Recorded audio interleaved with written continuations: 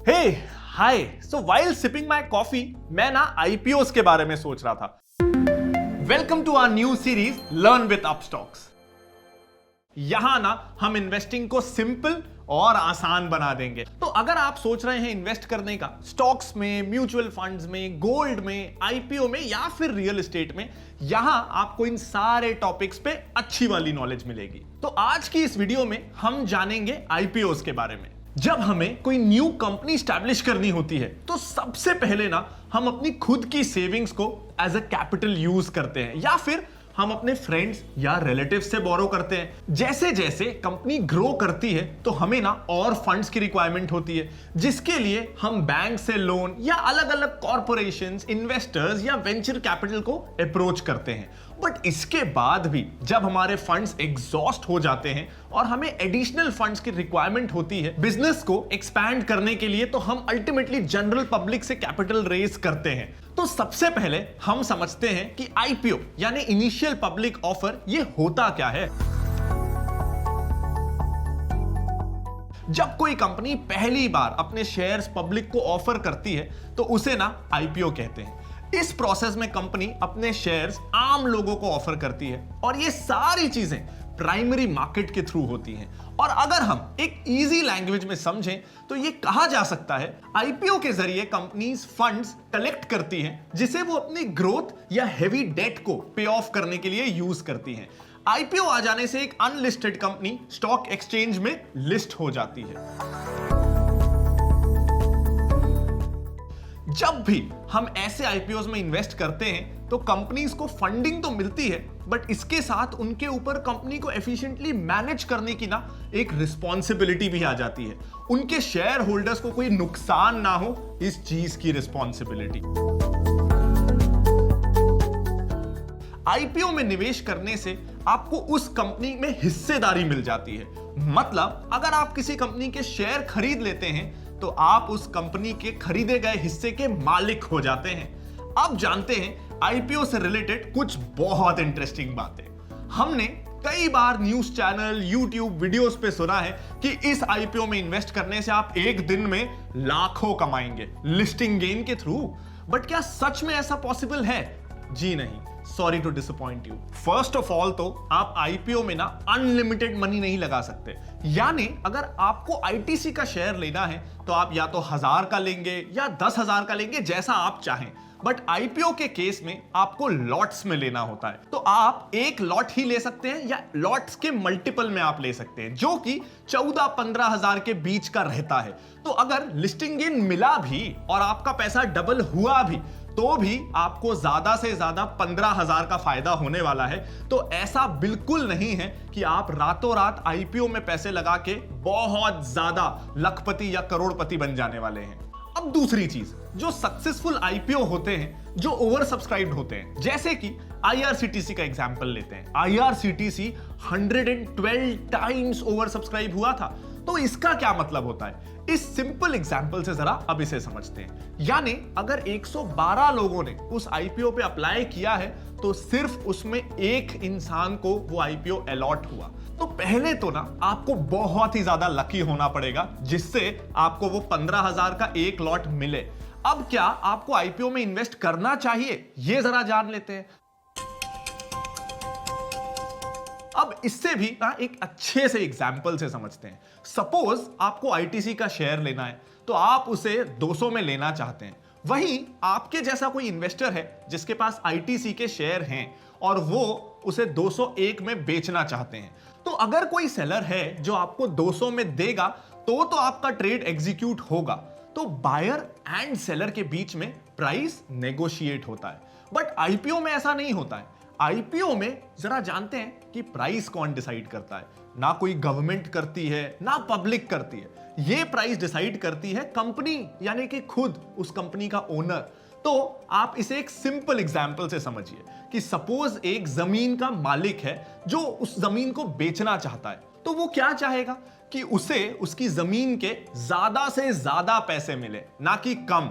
वो ये नहीं सोचेगा कि इसकी वैल्यू 50 लाख है तो उसे इतने में ही बेचना है। अगर उसे कोई 60 लाख वाला बायर मिल जाए तो वो तो उसे खुशी खुशी बेच देगा। तो एक कंपनी का ओनर क्या चाहेगा? वो भी अपनी कंपनी को पब्लिक में हिस्सेदारी अगर देगा तो उसके बदले में वो चाहेगा कि पब्लिक से उसे ज्यादा से ज्यादा पैसे मिले। इसलिए ज्यादातर आईपीओ जो है ना वो ओवर वैल्यूड रहते हैं, वो सही प्राइस में नहीं मिलते। तो जिस शेयर का प्राइस एक ओपन मार्केट में 500 होना चाहिए, वही आईपीओ के टाइम वो 700 या 800 पे आता है, क्योंकि ओनर को ना अपनी कंपनी में हिस्सेदारी बेचने के लिए ज्यादा से ज्यादा पैसे चाहिए। But her IPO over priced हो ये भी जरूरी नहीं है। अब जैसे हमने जमीन मालिक का एग्जाम्पल समझा, तो कभी यह भी हो सकता है कि उस जमीन का जो मालिक है उसको अर्जेंटली पैसों की जरूरत है, तो वो चाहेगा कि इस जमीन को कोई 20, 30, 40 लाख में भी ले जाए। वो ये नहीं देखेगा कि 50 लाख की है तो मैं 50 लाख या उससे ज्यादा में ही बेचूंगा, क्योंकि उसे अर्जेंटली पैसों की नीड है, तो वो कम में भी बेचने के लिए रेडी हो जाएगा। तो ऐसा ही आईपीओ में भी होता है, बैंक्स के साथ, एनबीएफसीज के साथ या बीएससी जैसे किसी स्टॉक एक्सचेंज के साथ। तो ऐसे में गवर्नमेंट का प्रेशर रहता है, क्योंकि कुछ गाइडलाइंस होती हैं, आरबीआई की हो सकती है, सेबी की हो सकती है, जिससे बैंक्स, एनबीएफसी वगैरह को जल्दी जल्दी लिस्ट होना रहता है। अगर ये आईपीओ नहीं लाए सही टाइम पीरियड पे तो इन पे ना पेनल्टीज भी लगती हैं, और इसके साथ ही उन्हें फुल्ली सब्सक्राइब्ड भी होना पड़ता है। उन पे ये प्रेशर रहता है कि उनको अपना आईपीओ पूरा पूरा सब्सक्राइब कराना है। तो अगर ऐसी कंपनीज ने प्राइस ज्यादा रखा और लोगों ने अप्लाई नहीं किया और वो आईपीओ फुल्ली सब्सक्राइब ना हुआ ना, तो बहुत बड़ी प्रॉब्लम हो जाती है। तो क्योंकि ये अपनी मर्जी से तो आईपीओ ला नहीं रहे, गवर्नमेंट रूल्स या गवर्नमेंट के दबाव में आईपीओ इनको लाना पड़ रहा है, इसलिए ये फोर्स्ड आईपीओज होते हैं। तो ये फोर्स्ड आईपीओज ना जनरली फेयरली वैल्यूड होते हैं। तो इस टाइप के आईपीओ में इन्वेस्ट करना एक अच्छा आइडिया हो सकता है। जनरली जब हम लिस्टेड कंपनीज के शेयर परचेज करते हैं तो प्राइस बायर और सेलर के थ्रू डिसाइड किया जाता है, but in case of N IPO price company के ओनर के थ्रू डिसाइड की जाती है। तो ऐसे में ओनर हमेशा यही चाहेगा कि अगर वो अपनी कंपनी के शेयर्स लोगों को दे रहा है तो उससे ज्यादा दाम में दे, ताकि उसके पास ज्यादा से ज्यादा पैसा आ सके। और इस चक्कर में काफी सारे आईपीओ बहुत ज्यादा एक्सपेंसिव हो जाते हैं, बहुत ज्यादा ओवर वैल्यूड हो जाते हैं। तो जैसा कि हमने पहले समझा है कि कई बार सेबी की तरफ से प्रेशराइज होने के कारण कई कंपनीज अपने आईपीओ को ओएफएस के थ्रू लॉन्च कर देते हैं। ओएफएस यानी ऑफर फॉर सेल के थ्रू। तो आगे बढ़ने से पहले हम ये समझ लेते हैं कि ये ओएफएस या ऑफर फॉर सेल क्या होता है। तो ओएफएस में कंपनी के प्रमोटर्स एक्सचेंज प्लेटफॉर्म पे अपने शेयर्स बेच के अपनी हिस्सेदारी को कम करते हैं, और सभी investors, companies, foreign institutional investors और क्वालिफाइड इंस्टीट्यूशनल इन्वेस्टर्स, बायर्स सहित कोई भी इस शेयर पे बिड कर सकता है। इस मैकेनिज्म को सेबी ने इसलिए इंट्रोड्यूस किया है ताकि प्रमोटर्स पब्लिकली अपनी शेयर होल्डिंग को डिक्रीज कर सकें। इसमें कंपनी के ओवरऑल शेयर कैपिटल में कोई फर्क नहीं पड़ता, क्योंकि इसमें ओनरशिप ही एक शेयर होल्डर से दूसरे शेयर होल्डर को ट्रांसफर होती है। ऐसे ही एक एग्जाम्पल को समझते हैं कैम्स के आईपीओ के पैटर्न के थ्रू। रिसेंटली जब कैम्स का आईपीओ आया था तब उन्होंने ये आईपीओ ऑफर फॉर सेल के थ्रू इशू किया था। उनके प्रमोटर्स ने अपनी होल्डिंग को मार्केट में लिक्विडेट किया था। इस कंपनी के मेजर प्रमोटर्स थे NSEIL, जिन्होंने अपने पूरे शेयर्स जो कि 37% के आसपास थे ये मार्केट में लिक्विडेट किए थे। ऐसा इसलिए करना पड़ा क्योंकि उन्होंने इन्वेस्टमेंट की प्रायर परमिशंस सेबी से नहीं ली थी, जिसकी वजह से उन्हें बाद में आईपीओ में ओएफएस के थ्रू अपने शेयर्स को लिक्विडेट करना पड़ा। अब बात करते हैं एफपीओ की, यानी फॉलो ऑन पब्लिक ऑफर की। तो जैसा कि हमने पहले देखा कि जब कंपनी पहली बार पब्लिक से फंड रेज करती है तब ना उसे आईपीओ कहते हैं। वैसे ही जब कोई ऑलरेडी लिस्टेड कंपनी फिर से पब्लिक से फंड रेज करती है तो उसे एफपीओ कहा जाता है। एफपीओ कई रीजन से किया जा सकता है, जैसे कि अगर कंपनी को किसी न्यू प्रोजेक्ट के लिए फंड्स की जरूरत है या कोई एक्सपेंशन करना हो तो वो एफपीओ ऑफर कर सकती है। एफपीओ को कई लोग राइट्स इशू भी समझ लेते हैं, बट दोनों में ना बहुत स्लाइट डिफरेंस होता है। राइट्स इशू में सिर्फ एग्जिस्टिंग शेयर होल्डर्स ही पार्ट ले सकते हैं, जबकि एफपीओ में कोई भी इन्वेस्ट कर सकता है, चाहे वो एग्जिस्टिंग शेयर होल्डर हो या ना हो। एफपीओ से कंपनी की कैपिटल इंक्रीज होती है, बट इससे ईपीएस भी डाइल्यूट होने के चांसेस होते हैं। और अगर हम इन्वेस्टर्स के पॉइंट ऑफ व्यू से देखें तो एफपीओ आईपीओ के कंपैरिजन में ज्यादा सेफर एंड चीपर ऑप्शन होता है, क्योंकि इन केस ऑफ एफपीओ हमको कंपनी का background, business model, management and strategy जैसी सभी चीजों का पहले से पता होता है। तो यहां हमें एनालाइज करना काफी इजी हो जाता है कि हमें एफपीओ के लिए अप्लाई करना चाहिए या नहीं। बट अगर आईपीओ की बात की जाए तो हमें इन्वेस्ट करते वक्त ज्यादा कॉशियस रहना चाहिए, क्योंकि जैसा कि हमने डिस्कस किया था कि मोस्ट ऑफ द ओनर अपनी कंपनी के शेयर्स डिस्काउंट पे तो इशू करेंगे नहीं, सो आपको वैल्यूएशंस भी कंसिडर करना है। अगर आप किसी आईपीओ में इन्वेस्ट करने के लिए प्रीमियम प्राइस पे करने के लिए रेडी भी हैं तो मेक श्योर कि कंपनी का ग्रोथ पोटेंशियल बहुत ही अच्छा हो। इस साल बहुत से अच्छे आईपीओस आने वाले हैं जिन्हें मिस करने का सवाल ही नहीं उठता।